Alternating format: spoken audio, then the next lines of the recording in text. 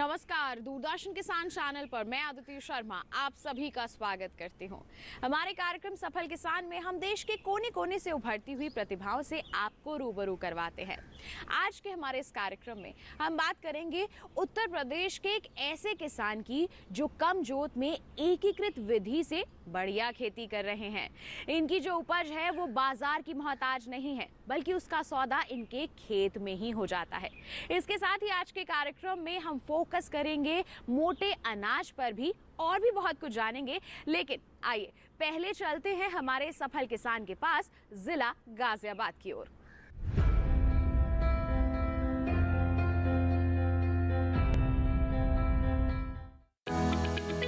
आज हमारा कारवां पहुंचा है उत्तर प्रदेश के गाजियाबाद जिले में।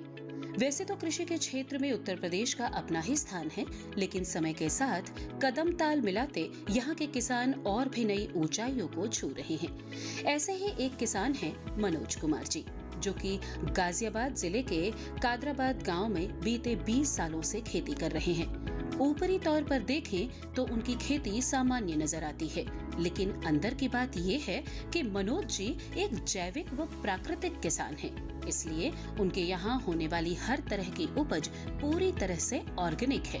मनोज जी हर सीजन में लगभग हर तरह की फसलें लगाते हैं, जिसमें दलहन, तिलहन में पीली सरसों, काली सरसों, खाद्यान्न में गेहूं, काला गेहूं, धान में हल्दी, गन्ना मुख्य फसलें हैं। मैं पिछले करीब 15-20 साल से जैविक खेती कर रहा हूँ और जैविक के साथ प्राकृतिक खेती कर रहा हूँ, और पशुपालन भी मैंने प्राकृतिक तरीके से ही पाले हुए हैं। जो मेरा पशुओं का चारा है, दाना पानी है, वो सब अपने खेत में उगाता हूँ और वही खिलाता हूँ सारा जो उनको जो है। जैसे उसमें बाजरा है, ज्वार है और ये आपके गन्ना है या जो भी है, मतलब प्राकृतिक उगाता हूँ और वही खिलाता हूँ पशुओं को। और जो उनके लिए मैं जो तिलहन का काम भी करता हूँ, तो जो उनसे जो खल प्राप्त होती है वो भी वही खिलाता हूँ अपने पशुओं को सारी जो है।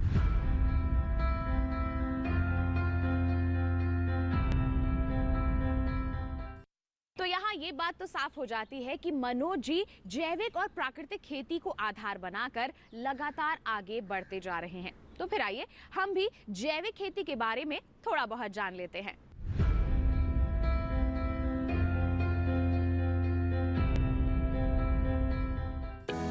भारत में जैविक खेती पुराने समय से की जा रही है। पहले कृषि के साथ साथ गौपालन किया जाता था, यानी कृषि और गौपालन संयुक्त रूप से काफी लाभदायी था। लेकिन बढ़ती जनसंख्या के कारण फसल उत्पादन बढ़ाने का दबाव बना, जिसके कारण रासायनिक खेती का चलन बढ़ गया। लेकिन अब एक बार फिर किसानों का रुझान जैविक खेती की ओर बढ़ा है। इतना ही नहीं, सरकार भी जैविक खेती को बढ़ावा देने के लिए भरपूर सहयोग कर रही है। प्रधानमंत्री श्री नरेंद्र मोदी जी के नेतृत्व में सरकार ने जैविक खेती को बढ़ावा देने के लिए राष्ट्रीय स्तर पर अनेक योजनाएं शुरू की हैं, जिनके वांछित परिणाम आने वाले वर्षों में भारतीय कृषि में दिखाई देने लगेंगे। जैविक खेती को ऑर्गेनिक फार्मिंग या बायो फार्मिंग भी कहा जाता है। जैविक खेती एक ऐसी पद्धति है जिसमें रासायनिक उर्वरकों, रासायनिक कीटनाशकों और रासायनिक खरपतवार नाशियों के बजाय जैविक खाद, केचुआ खाद, हरी खाद, जीवाणुओं के टीके, समेकित पोषक तत्व प्रबंधन, समेकित कीट प्रबंधन और मिश्रित खेती के उपयोग पर जोर दिया जाता है।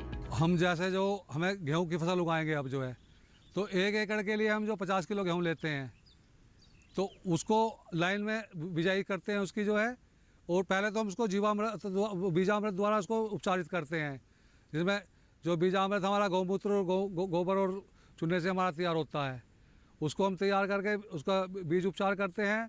उससे पहले तो हम खेत की तैयारी करते हैं, तो खेत की तैयारी में हम वर्मी अपना डाल देते हैं ज़मीन में। उसके बाद बुआई लाइन से बुआई करते हैं, और बुआई करने के बाद जब हम पहली कोर बुझाते हैं, उसके साथ हम जीवामृत चलाते हैं जी। और एक एकड़ के लिए हम 200 लीटर जीवामृत जो है तैयार करके जो चलाते हैं, और हर पानी पे हम जीवामृत चलाते हैं। बीच बीच में हम अपने जो भूमिक एसिड भी तैयार करते हैं, जो हमारे पूरे पुराने उपले होते हैं गन्ने जो है गायों द्वारा तैयार करते हैं, जो उपला तैयार करते हैं 2-3 साल पुराना, उसको हम जो है 8 से 10 दिन के लिए उसमें भिगो देते हैं ड्रम में पानी के अंदर। उसमें डालने के बाद उसके बाद जो उसको उपले निकाल देते हैं बाहर उसको, और उसमें जो है बेसन है और गुड़ है और ये चीज़ ये दोनों 2-3 चीज़ डाल के उसमें जो हम उसको तैयार करते हैं 8 दिन के लिए, फिर उसको पानी के साथ उसको चलाते हैं जी, जिससे कि माइक्रो न्यूट्रिएंट्स भी उसको और जो फसल के बढ़वार के लिए भी जो है वो काम करता है। उसके बावजूद फिर हम हर पानी पे उसको करते हैं। जब खरपतवार के लिए हम लाइन से बोते हैं, लाइन से लाइन की दूरी लगभग 3 से 4 इंच रखते हैं, छोटी वाली खुरपी से लेके, और उसको निराई करा देते हैं, जिससे खरपतवार निकालते हैं हम निराई के द्वारा। उसके बावजूद फिर जो फसल तैयार होती है, फसल तैयार होने के बाद में हम उसकी कटाई हाथ से करते हैं। मढ़ाई उसकी हम थ्रेसर से जरूर कराते हैं, क्योंकि मढ़ाई का साधन बहुत देसी नहीं रहे जो पहले कराते थे, लेकिन अब मढ़ाई थ्रेसर से कराते हैं तो हमें एक एकड़ से लगभग जो है 12 से 14 क्विंटल मतलब हमें गेहूँ मिल जाता है। इसी तरह फिर हम सरसों उगाते हैं। सरसों में भी हम बीजामृत द्वारा ट्रीट करके उसको सरसों उगाते हैं। सरसों में हम वर्मी डालते हैं और जो भूमिक एसिड तैयार करके वो डालते हैं जी 2 बार 2 सिंचाई में। इसमें जीवामृत भी हमारा होता है। और लेकिन सरसों की मढ़ाई हम हाथ के द्वारा करते हैं। सरसों की मढ़ाई हाथ के द्वारा करके और फिर उसका तेल निकाल के, ठंडा तेल निकालते हैं कोल्हू में जी, तेल निकाल के उसको फिर मार्केट में बेच देते हैं। जो कि आम तेल से मान लो मार्केट में तेल हमारा 200 रुपये लीटर के आसपास बिका तो हमारा 300-350 रुपये लीटर तेल निकल जाता है। वो जो खल हमारी प्राप्त होती है उससे वो हम अपने पशुओं को खिला देते हैं। जैविक खेती करने से न सिर्फ भूमि की उर्वरा शक्ति लंबे समय तक बनी रहती है, बल्कि पर्यावरण भी प्रदूषित नहीं होता। साथ ही जैविक खेती करने से भूमि की जल धारण क्षमता भी बढ़ती है और भूमि से पानी का वाष्पीकरण भी कम होता है। इसके अलावा कृषि लागत घटने और उत्पाद की गुणवत्ता बढ़ने से किसान को अधिक लाभ भी मिलता है। जैविक खेती करने से भूमि की उपजाऊ क्षमता तो बढ़ती ही है, साथ ही सिंचाई अंतराल में भी वृद्धि होती है। हम जो है एकीकृत प्रणाली के तहत एक ही फसल के उस पे ना रह करके अन्य फसलों को भी हम जो है एक साथ उगाते हैं, जिसमें कि मान लो एक फसल का अवशेष दूसरी फसल में काम आ सके। जैसे हम हल्दी उगाते हैं और अन्य फसलें भी हैं जो है तुम्हारे दलहन है, तिलहन है, और जो आपके जो है दलहन में मसूर भी उगाते हैं, और जो आपके जो उड़द मूंग भी उगाते हैं, और धान में हम धान उगाते हैं, रागी उगाते हैं। ये फसलें भी हम इनके साथ साथ मतलब उगाते हैं इसमें फसलों में जो है।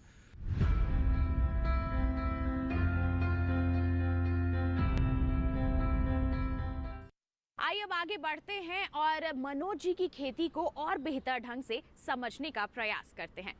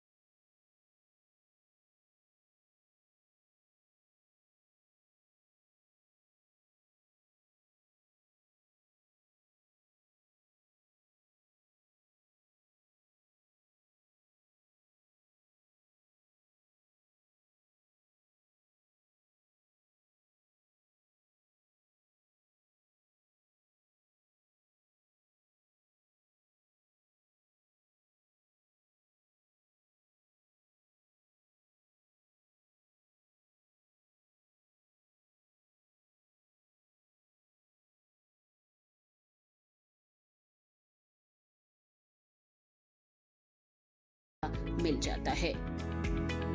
मेरे पास जो है जी 12 एकड़ ज़मीन है और मेरी गौशाला में जो है 8 पशु हैं मेरे समय जो है। जो मेरे पास देसी गाय हैं वो जो इस समय जो है फ़िलहाल तो जो 3 गाय दूध दे रही हैं, तो वो भी जो है देसी गाय हमेशा जो 4 से 5 किलो से ऊपर दूध नहीं देती जो है अपनी लोकल जो है। तो अभी तो मेरे पास जो 10-12 लीटर दूध ही उपलब्ध है, क्योंकि 2 गाय मेरी दे रही हैं इस समय जो है। तो बाकी जो है जो भी समय समय से जो मतलब कोई दिक्कत होती है तो KVK के हैं डॉक्टर प्रमोद कुंद हैं, तो उनके सलाह अनुसार जो मिनरल मिक्सचर वगैरह हम जो जैविक तरीके से तैयार कर लेते हैं, उसमें कोई रसायन नहीं होता जो भी है। और बाकी हम सारा टोटल रसायन का बिना उसका जैविक का खिला ही रहे हैं इनको जो है। पूरे साल में ये जो है हमारी गाय जो पूरे साल में मतलब 1500 से 2000 लीटर दूध देती है एक भी हाथ में जो है। और इनके फैट प्रतिशत इनका 5% होता है। उसी हिसाब से जो है एक गाय से जो है मतलब करीब हम 25 किलो दूध को उबाल के पका के बिलोते हैं, तब जाके 1 किलो घी हमारा प्राप्त होता है हमें। तो इसी प्रकार जो है अब आप ये लगा लिए करीब जो है एक साल में हमें एक गाय से तो 25 जो है करीब जो है 60 से 70 50-60 किलो घी मिलता है उसमें जो है। तो घी रेट जो है जो हमारा घी है वो 2000 से 2200 के रेट में देसी गाय का जो हमारा जो है चला जाता है इसमें। टोटल जो है मान के चलो कि आप जो कैलकुलेशन करते हैं तो हमें जो उसका खर्चा निकाल कर उससे निकाल के करीब 50-60 हज़ार रुपये एक गाय जो है नेट बच जाता है उनके, क्योंकि खाने पीने में जो भी हमारी उसमें लगता है वो भी खर्चा होता है।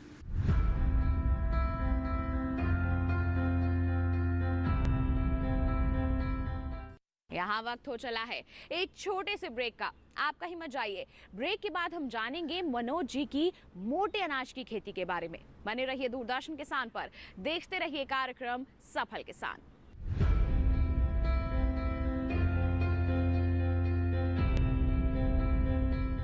रोज सब्जी का स्वाद बढ़ाए और घर वालों का प्यार पाए। गोल्डी सब्जी मसाले, जहाँ जाए रिश्ते बनाए गोल्डी मसाले। कब तक लंबी लाइनों में उम्र बिताइएगा? डिजिटल पेमेंट अपनाइए, चुटकी में हल पाइए। पुराने तरीके कब तक अपनाइएगा? डिजिटल पेमेंट बहुत आसान है। देखिए, चुटकी में पेमेंट चुकाइए। बटुआ ढूंढ रहे हैं? डिजिटल पेमेंट अपनाइए, कभी भी कहीं भी और सुरक्षित। हमने तो इन्हें डिजिटल पेमेंट करना सिखा दिया। आपने? आरबीआई कहता है कि डिजिटल पेमेंट अपनाओ, औरों को भी सिखाओ।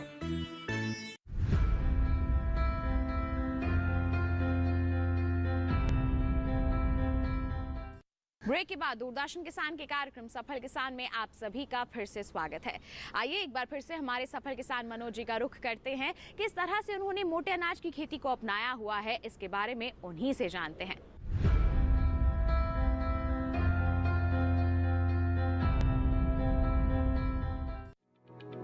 खेत में बाजरे की फसल लहलहा रही है, वहीं दूसरी तरफ गन्ने की फसल लगी हुई है। फसलों का ये तरीका मनोज जी की दूरदृष्टिता बताता है। मनोज जी बताते हैं कि वो समय समय पर एकीकृत कृषि पद्धति को अपनाते हैं, जिससे आय भी बनी रहती है और भूमि का उपजाऊपन भी। मनोज जी मोटे अनाज में बाजरा, ज्वार, रागी उगाते हैं, जिससे अनाज तो मिलता ही है, साथ ही पशुओं के लिए चारा भी मिल जाता है। जैविक रूप से उगाई गई इन फसलों का विक्रय खेत से ही हो जाता है। मनोज समय समय पर केवीके के विशेषज्ञों से सलाह भी लेते रहते हैं, जिससे फसलों के उत्पादन को बढ़ाया जा सके, साथ ही नुकसान की आशंकाओं को कम किया जा सके। समय समय पर सर हमें जो कृषि विभाग और कृषि विज्ञान केंद्र द्वारा अगर खेती में कोई किसी प्रकार की परेशानी होती है तो उसकी समाधान के लिए कृषि विज्ञान केंद्र जो है हमारा मुरादनगर गाजियाबाद में है, वहाँ वे लोग हमारा बहुत सहयोग करते हैं और खेतों पे आके हमें कोई अगर दिक्कत आती है उसका समाधान कराते हैं। और कृषि विभाग हमें जो है समय समय पे जो उसकी जानकारी देता है कि भाई सरकार से क्या क्या योजनाएं आ रही है। जैसा कि इस वर्ष जो है मिल्ट्स वर्ष बना रहे हैं, तो हमें अनुदान के रूप में जो मिल्ट्स के बीज सीड हैं वो कृषि विभाग द्वारा उपलब्ध कराए गए जाते हैं जी। और कृषि विज्ञान केंद्र द्वारा हमें उन्हें अच्छी गुणवत्ता या किस प्रकार से उसको मतलब हमें वो किया जाए ताकि कोई दिक्कत ना आए, वो कृषि विज्ञान केंद्र द्वारा हमें उससे वो मिल जाती है जो जानकारी जो है। और उनके ही सहयोग से हम जो मतलब इसमें काम कर रहे हैं।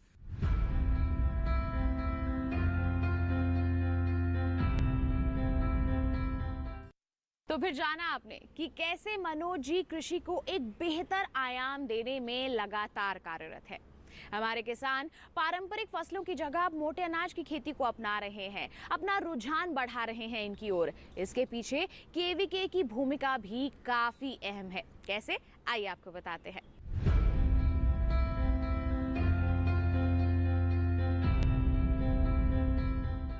भारत में लगभग 2.5 करोड़ छोटे किसान मिलेट्स उत्पादन में प्रत्यक्ष रूप से शामिल हैं। कम भूमि होने के बावजूद उन्हें जलवायु परिवर्तन की चुनौतियों का सामना करना पड़ता है। ऐसे में मिलेट मिशन भारत के किसानों के लिए वरदान साबित हो रहे हैं। इसके लिए सरकार और केवीके अपनी अहम भूमिका निभा रहे हैं। केवीके किसानों के साथ साथ महिलाओं को भी समय समय पर प्रशिक्षित कर रहे हैं, ताकि मिलेट्स की खेती में इजाफा हो और खाद्य प्रसंस्करण के क्षेत्र में महिलाएं आत्मनिर्भर बन सकें। किसान भाइयों, इस वर्ष हमारा अंतर्राष्ट्रीय मिलेट वर्ष मनाया जा रहा है, जिसके क्रम में हमारे कृषि विज्ञान केंद्र द्वारा विभिन्न कार्यक्रम आयोजित किए जाते हैं। हम सर्वप्रथम चाहे मिलेट्स हो, चाहे हमारी प्राकृतिक खेती हो, चाहे जैविक खेती से संबंधित या उद्यान से संबंधित या पशुपालन से संबंधित जिस प्रकार का भी हमारे किसी किसान का हित है या इंटरेस्ट है, उसी के अनुकूल हम उसी के पत्ती तैयार करते हैं। सर्वप्रथम हम विभिन्न जागरूकपरक कार्यक्रमों के माध्यम से किसानों का चयन करते हैं कि कौन किसान हमारा मिलेट्स पे चाह रहा है, कौन किसान हमारा पशुपालन पे चाह रहा है। फिर उनको अलग अलग ग्रुप में समाहित कर कर हम उनके स्पेशल कौशल विकास एवं रोजगार परक प्रशिक्षण कार्यक्रम आयोजित करते हैं। हमारे किसान भाई हमारे जनपद में पहले कम खेती का मोटे अनाजों की खेती कम होती थी, लेकिन इस बार जो हमारे कृषि विभाग हुआ या और अन्य विभाग हुए या हमारा कृषि विज्ञान केंद्र हुआ, सबके सहयोगात्मक जो हमारा एक समन्वित रणनीति के तहत हम लोग काम कर रहे हैं, तो उससे हमारे मोटे अनाजों का काफ़ी क्षेत्र बढ़ रहा है। चूँकि प्राकृतिक खेती और जैविक खेती आज के कृषि के नवीनतम आयाम हैं और हमें इनको अपनाना ही पड़ेगा।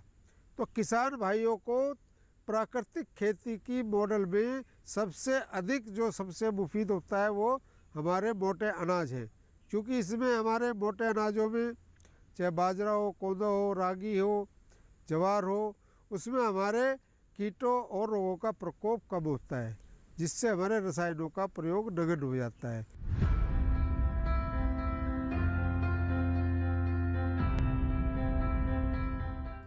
आइए अब देख लेते हैं कार्यक्रम में मिलेट्स पर आधारित हमारी एक छोटी सी रिपोर्ट।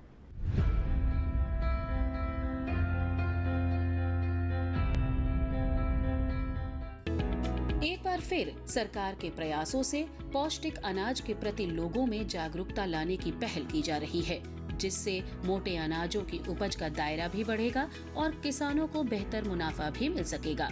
इसी संदर्भ में साल 2023 को मोटा अनाज वर्ष घोषित किया गया है। हालांकि मोटे अनाजों से जुड़ी एक और विधा है, जिसमें महिलाएं समूह बनाकर अपनी भागीदारी दे सकती हैं और आत्मनिर्भर बन सकती हैं, और वो है मोटे अनाजों का प्रसंस्करण। इसमें महिलाएं कोदो, कुटकी, रागी, ज्वार, बाजरा, मक्का और जौ से विभिन्न प्रकार के खाद्य चीजें बनाती हैं, जैसे नूडल्स, पास्ता, खिचड़ी, बिस्किट, पापड़, नमकीन, कुकीज, बाटे, रोटी भी बना रही हैं। इसके अलावा महिलाएं पौष्टिक अनाज की महत्ता को समझते हुए बेबी फूड भी तैयार कर रही हैं, जिनसे बच्चों के पोषण का स्तर सुधारा जा सके। इस तरह से देखा जाए तो मोटे अनाज कुपोषण की समस्या से निपटने में कारगर साबित हो सकते हैं। इनमें छुपे पोषण को सही तरीके से इस्तेमाल करने से जायका भी बढ़ाया जा सकता है और हमारे शरीर की जरूरतें भी पूरी की जा सकती हैं। हालांकि इनकी कम मांग के कारण इनका उत्पादन भी कम ही किया जा रहा है, जबकि बाकी फसलों की तुलना में इन्हें कम उपजाऊ भूमि में कम पानी में भी उगाया जा सकता है। लेकिन कुछ देश ऐसे भी हैं जो इन्हीं फसलों पर निर्भर हैं। एशिया और अफ्रीका में लगभग 59 करोड़ लोगों के लिए यह पारंपरिक भोजन है, लेकिन हमारे देश में प्रसंस्करण के जरिए इनकी मांग और उपज दोनों में इजाफा किया जा सकता है।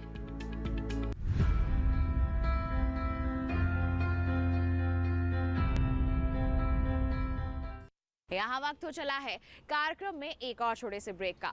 आप कहीं मत जाइए। ब्रेक के बाद हम आपको बताएंगे कि कैसे उत्तर प्रदेश सरकार लोगों के समक्ष मोटे अनाज की जागरूकता को बढ़ाने में अहम भूमिका निभा रही है। बने रहिए दूरदर्शन किसान पर, देखते रहिए कार्यक्रम सफल किसान।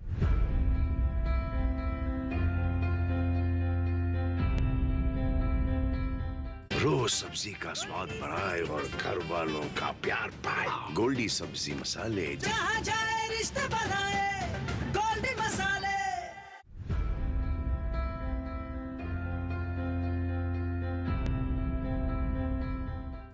ब्रेक के बाद दूरदर्शन किसान के कार्यक्रम सफल किसान में आप सभी का फिर से स्वागत है।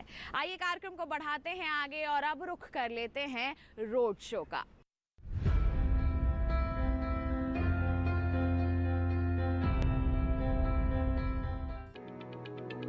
बात जब पोषण की हो तो सबसे पहले बच्चों की फिक्र होती है। बच्चों के आहार में जरूरी पोषक तत्व मौजूद हों, इसके लिए उनकी थाली में मोटे अनाज से बने व्यंजन शामिल किए जा रहे हैं। लेकिन बच्चों में इसके लिए जागरूकता आए, इसके लिए सीधे तौर पर उनकी भागीदारी बेहद जरूरी है और इसलिए केंद्र व राज्य सरकार समय समय पर रोड शो, प्रदर्शनी जैसे कार्यक्रमों का आयोजन करती है। ऐसा ही एक कार्यक्रम उत्तर प्रदेश के कृषि विभाग ने आयोजित किया, जिसमें बड़ी संख्या में स्कूली बच्चे शामिल हुए।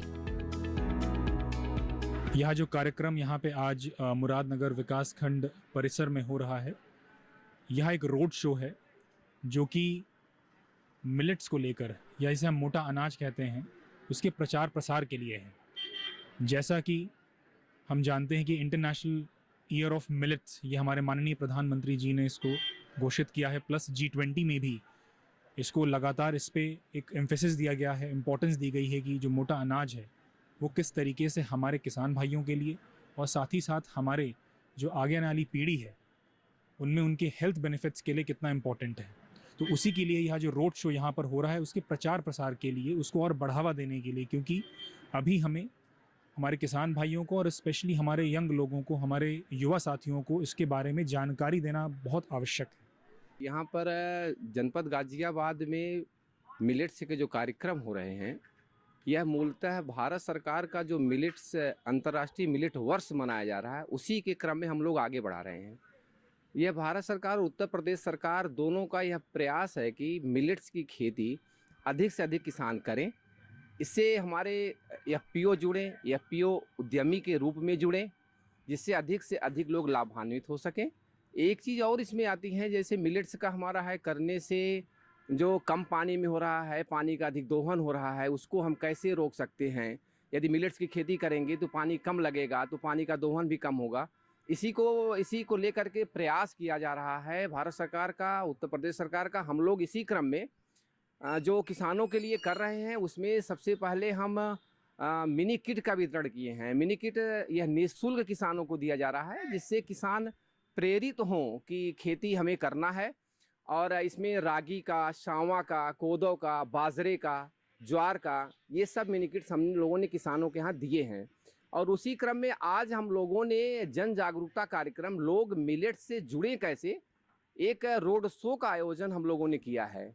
यह रोड शो एक 14 किलोमीटर का रोड शो है, किया गया है, जिसमें विकास खंड मुरादनगर हमारा है गाजियाबाद का, यहाँ से हमने शुरू किया।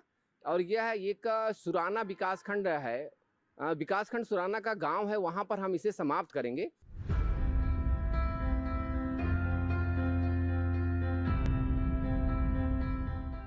हमारे देश के बच्चे तभी स्वस्थ होंगे जब महिलाएं जागरूक होंगी। ऐसे में महिलाओं के लिए स्वास्थ्य संबंधित संदेश तो बेहद जरूरी है। तो क्या है वो संदेश, आइए आपको दिखाएं।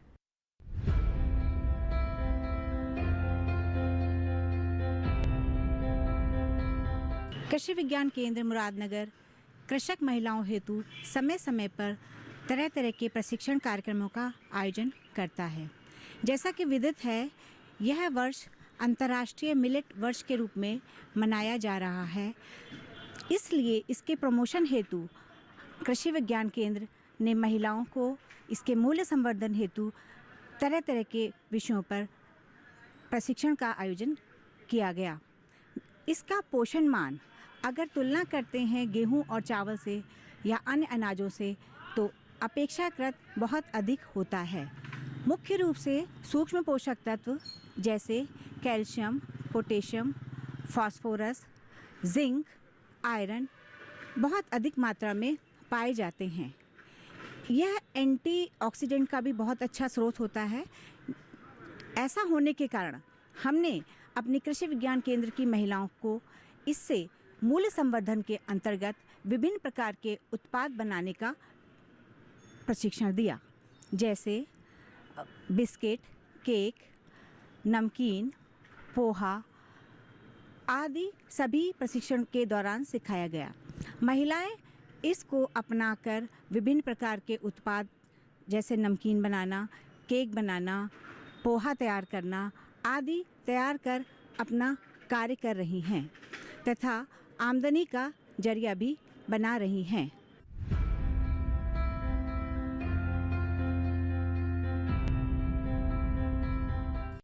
जाना आपने कि मोटा अनाज, जिसे हम श्री अन्न के नाम से भी जानते हैं, कैसे किसानों की आर्थिक स्थिति में बदलाव ला रहा है और साथ ही साथ देश के आमजन को भी स्वस्थ बनाए रखने में अहम भूमिका निभा रहा है। उम्मीद करते हैं कि आज के हमारे इस कार्यक्रम में जितनी भी जानकारियां हमने आप तक पहुंचाई हैं, कामयाबी की दास्तान जो आपने जानी है हमारे सफल किसान की, उससे आप ज़रूर प्रेरित हुए होंगे। साथ ही आपको बता दें कि अगर आप देखना चाहते हैं हमारा ये कार्यक्रम दोबारा, तो आप रुख कर सकते हैं हमारी YouTube चैनल का। और अगर ऐसी ही कोई दास्तान हम तक पहुँचाना चाहते हैं तो आप हमें ईमेल कर सकते हैं। ईमेल ID है safalkisandd@gmail.com, या फिर आप हमें पत्र लिखिए। पता है हमारा सफल किसान, कमरा नंबर 77, CPC दूरदर्शन, खेलगांव, नई दिल्ली 110049। तो आज के लिए इतना ही। अगले अंक में हम फिर होंगे हाजिर। तब तक के लिए दीजिए इजाजत, लेकिन आप बने रहिए दूरदर्शन किसान पर। नमस्कार।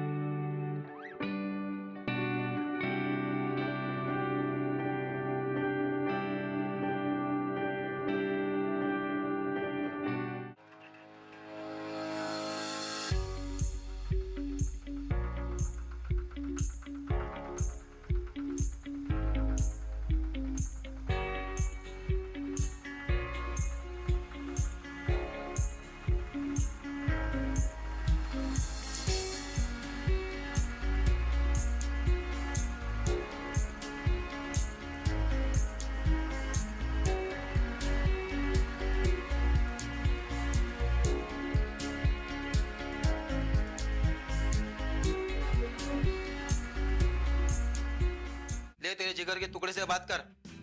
पापा पापा। हाँ बेटा। पापा मुझे बचा लो प्लीज।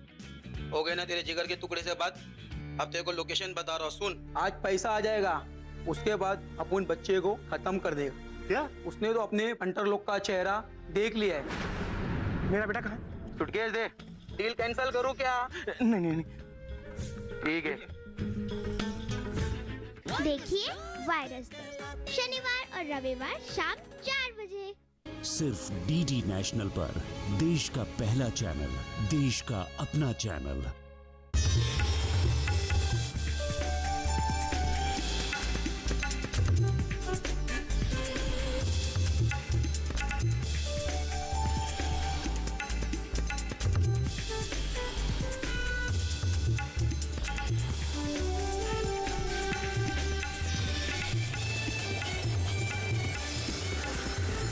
DD के साथ बदलते भारत की शान।